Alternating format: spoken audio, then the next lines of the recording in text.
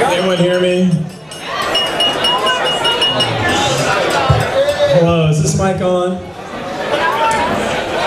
Well, I just flew in from San Francisco, and boy, do my arms hurt. I need to get this speech going here, because Matt says he needs to get to the gym, so I'll hurry up here. Okay. You guys hear me? Is this mic on? What kind of name is Went? Matt went to the church and got married. Jackie went insane and got married to Matt.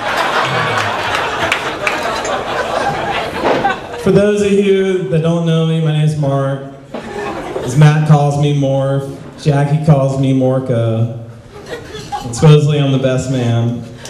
I've known Matt since our sophomore year in high school, and to put that in a historical perspective, I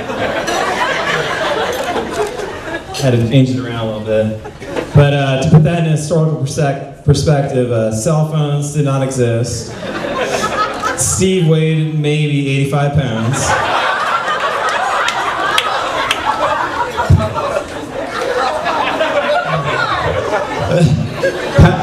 Pat's nose was already adult size, but he was only 7 years old.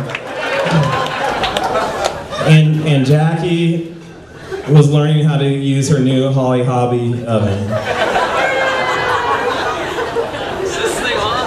Is this thing on? All right, I'm on card number 2. I've got 18 of these. Before I get started, I would like to raise a massive toast to the most beautiful, wonderful, and loving people I have ever had the pleasure to have in my life. So if everyone could please raise their glass, here's a huge cheer to their future, our incredible fortune, and most importantly, having the time of our life tonight. That's the first toast. So the flight here was easy. Got to the hotel, checked in. Last night we had the rehearsal dinner. Great time. And speeches, everyone did their little speeches. And this morning I woke up and I realized today was the day I had to make my speech. And after Sam's speech last night, I started getting really kind of panicky. So took a walk up in the hills to clear my head. And I look over, I'm up, walking these beautiful trails, and I look over and I see this guy, he's fucking a donkey.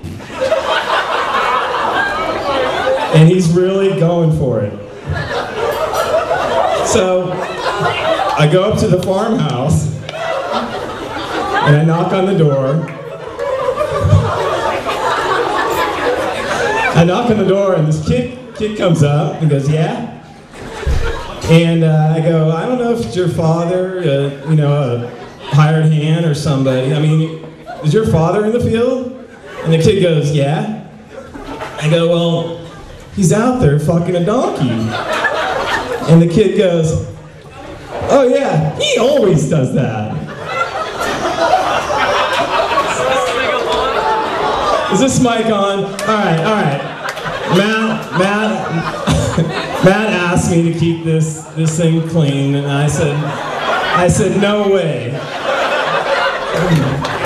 And he begged me, and finally we came to the agreement. Hey, I won't do that anymore. So finally Matt and I came to the agreement that I could freestyle this speech as long as at his next wedding I keep it clean and tasteful. But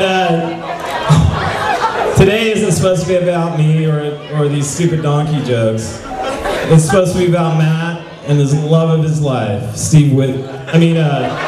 Jackie. They say marriage is made in heaven, but this marriage was made at the bus stop. And trust me, if you saw the bus stop, you know it's as far as you can get from heaven. To see Matt where he is today is an absolute miracle.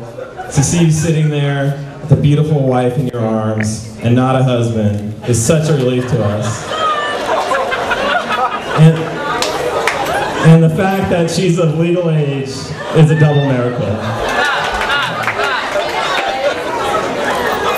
So, in the time-honored tradition, I will now do my best to give Matt the most uncomfortable 5 minutes of his life. And just for the record, the most uncomfortable 5 minutes of Jackie's life will come later on this evening.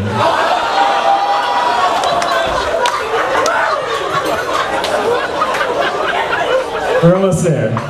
Just stick with me.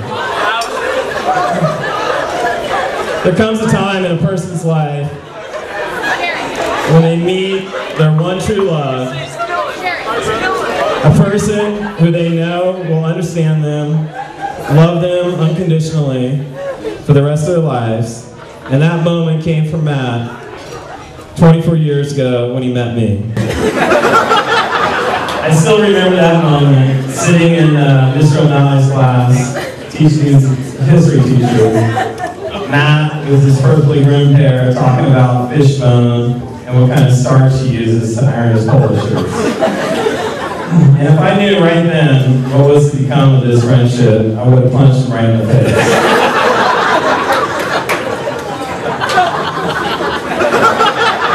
I still remember that moment, sitting in Mr. O'Malley's class, teaching his history teacher.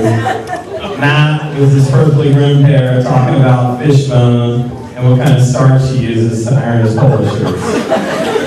And if I knew right then what was to become of this friendship, I would have punched him right in the face.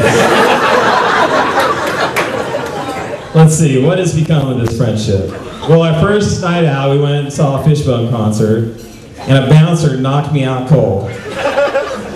The weekend before our first day of college, Matt and Doug made me an Irish Spring daiquiri, which consisted of tequila, daiquiri mix, ice, and a bar of Irish Spring body soap.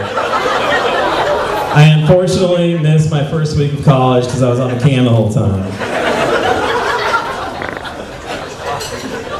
Then there was the time that Matt started the Grizzly Peak fire of 1986.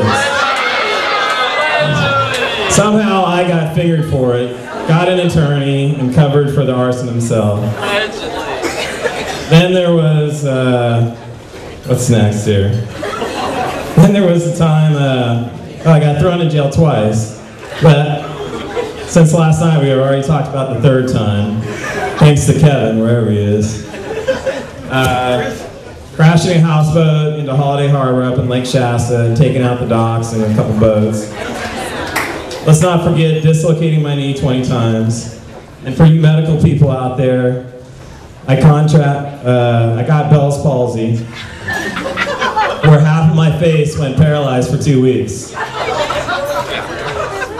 And if you guys don't know what Bell's palsy is, I believe it's caused by exhaustion, and I do blame this on Matt, because if anyone you know Matt, he's the most exhausting person you'll ever meet in your life.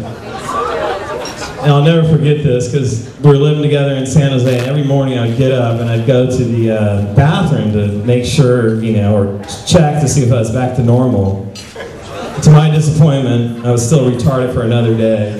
And every time I'd come out of the bathroom, Matt would be standing there, so excited to look like a stroke victim for another day. I've never seen him so happy in his life.